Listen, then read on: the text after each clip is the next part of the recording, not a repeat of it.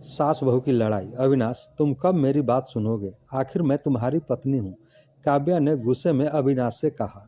अविनाश बिना कुछ बिना बोले घर से बाहर निकल गया। अब ऐसा हर दिन होता है। काव्या अपनी सास सुलोचना जी की बहुत इज्जत करती थी, लेकिन सुलोचना जी हमेशा उसे नीचा दिखाने की कोशिश में लगी रहती थी। आज भी वहीं काव्या ने सुबह जल्दी उठकर नाश्ता बनाया। अविनाश को सूजी का हलवा बहुत पसंद था, इसलिए उसने नाश्ते के साथ हलवा भी बनाकर सभी को परोस दिया। उसके ससुर रमेश जी ने सुलोचना जी को टोकते हुए कहा, यह क्या फिजूल खर्ची है, सुबह सुबह देसी घी का हलवा। सुलोचना जी ने काव्या को डांटते हुए पूछा, क्यों बहू, ये देसी घी क्या तेरे मायके से आया है? माँ जी, उन्हें हलवा बहुत पसंद है, इसलिए थोड़ा सा बनाया है। यह कहकर काव्या अविनाश की तरफ देख रही थी।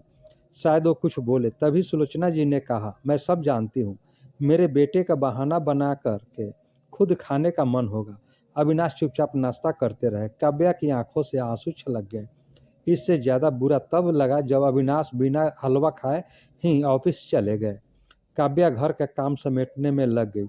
इधर सुलोचना जी बाहर ड्राइंग रूम में बैठकर बड़बड़ाती रही। काम करके काव्या अपने कमरे में जाकर रोने लगी। कितने नाजों से पाला था उसे उसके पापा ने।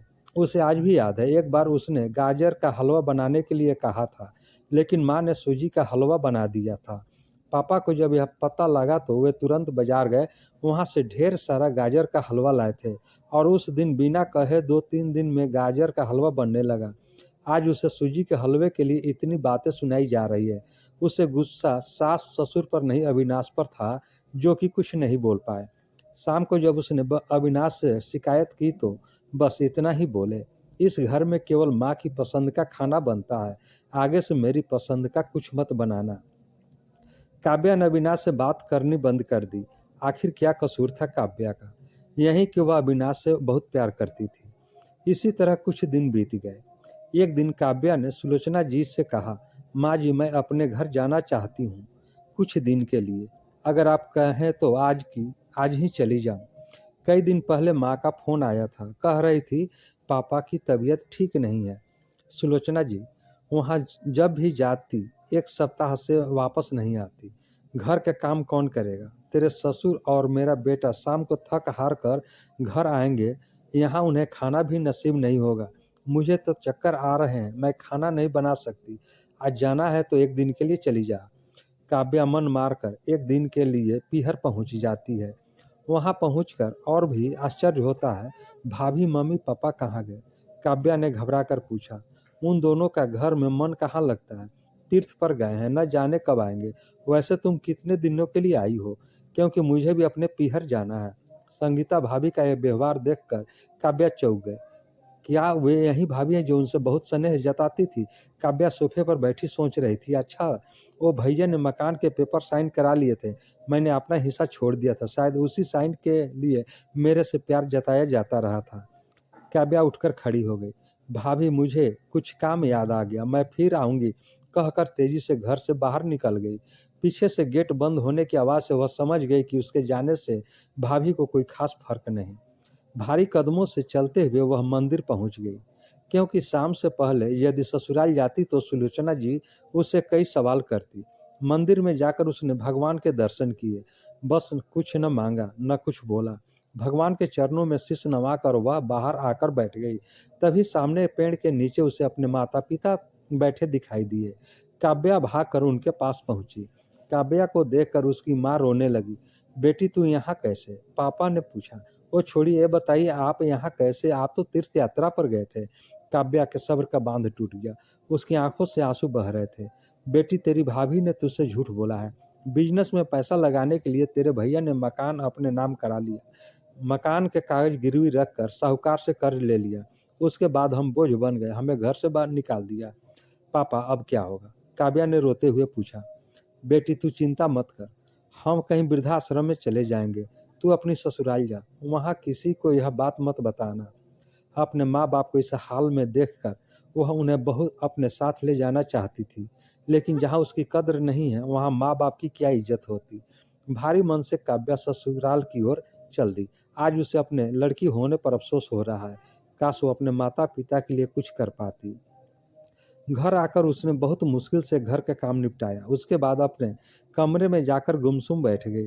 उसकी आंखों से आंसू बह रहे थे। अविनाश अपने ऑफिस के काम में लगे हुए थे। जब वे सोने आए तो काव्या से पूछ बैठे, क्या बात है? आज फिर माँ की कोई बात बुरी लग गई जो आंसू बह रही हो? काव्या अपने को रोक नहीं पाई और उसने रोक रोक कर सारी बात अविनाश को बता दी कि आप माँ पिताजी को यहाँ ले आए, वे इस उम्र में कहाँ जाएंगे। अविनाश ने कोई जवाब नहीं दिया और करवट लेकर सो गए। इस बात से काव्या को बहुत गुस्सा आया। आज से मैं भी इनके माँ बाप की सेवा नहीं करूंगी, देखती हूँ कौन इनकी सेवा करेगा। रोते रोते काव्या सो गई। 2-3 दिन बीत जाने पर उसकी चिंता बढ़ती जा रही थी। एक दिन वह सब्जी लेने के लिए बहाने उसी मंदिर में पहुंची, लेकिन उसके माता पिता वहां नहीं थे। पंडित जी, यहाँ मेरे माता पिता इस पेड़ के नीचे बैठे थे, कई दिन से उनका कुछ पता है? तुम्हारा नाम क्या है? पंडित जी के मुंह से अपना नाम सुनकर काव्या ने पूछा। जी हाँ, लेकिन आपको कैसे पता? तुम्हारे माता पिता ने यह पता दिया था और कहा है अब वे कहाँ यहाँ रहते हैं। काव्या ने पता देखा, वहां से कुछ दूर का था। काव्या ने मंदिर के बाहर निकलकर ऑटो रिक्शा किया और उस पते पर पहुंच गई। दरवाजा खटखटाया तो एक लड़की निकल कर आई। यहाँ का पता मुझे पंडित जी ने दिया है, काव्या बोली। आप काव्या दीदी हो, अंदर आ जाओ। काव्या को कुछ समझ नहीं आया। वह अंदर गई तो देखा उसके माता पिता सोफे पर बैठे थे। काव्या उन्हें देखकर रोने लगी। बेटी, अब क्यों रो रही है? तेरे कारण हमें यह मकान मिल गया। काव्या आश्चर्य से उसका चेहरा देखने लगी। लेकिन माँ, आप यहाँ कैसे और ये लड़की कौन है? तब उसकी माँ ने कहा, बेटी तुझे याद है तेरी शादी के बाद तेरी सास ने 40 लाख की डिमांड की थी। दामाद जी को बिजनेस खोलना था, इसलिए तेरे पिता ने उनसे डिमांड पूरी की थी, जिससे कि तू सुखी रहे। जब तू हमसे मिलकर गई तो उसके अगले दिन दामाद जी आए। उन्होंने तेरे पापा से पैसे लौटा दिए, क्योंकि उन्हें कोई बिजनेस शुरू नहीं किया था। तेरे पापा ने मना भी किया, लेकिन वे नहीं माने। उसके बाद उन्होंने प्रॉपर्टी डीलर से मिलकर 2 दिन में यह मकान खरीद दिया। साथ ही 5 लाख रुपए बच गए। उनसे उन्होंने ये लड़की नौकरी पर रखवा दी जो हमारी केयर करेगी।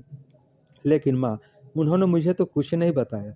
काव्या की आंखों से आंसू बह रहे थे। वह रोते हुए वहां से अपने घर आ गई। घर आकर वो सोच रही थी, अविनाश ने कभी उसके लिए आवाज नहीं उठाई, लेकिन मेरे माता पिता के लिए इतना करने कर दिया जो कोई सगा बेटा भी नहीं कर सकता।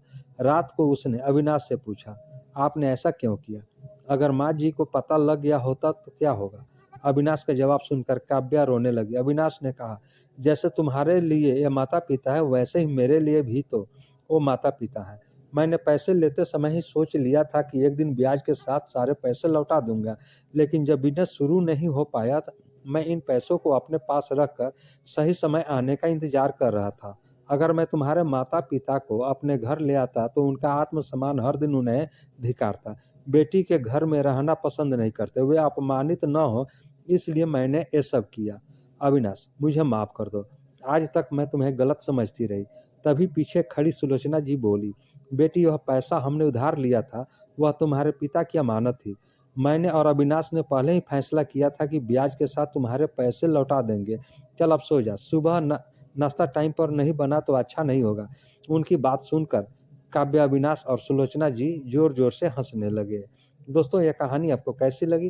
कहानी को लाइक करें, शेयर करें। चैनल पर नए हैं तो चैनल को सब्सक्राइब करने बेल आइकन का बटन दबा दें, जिससे कि इस तरह की वीडियो मिलती रहे।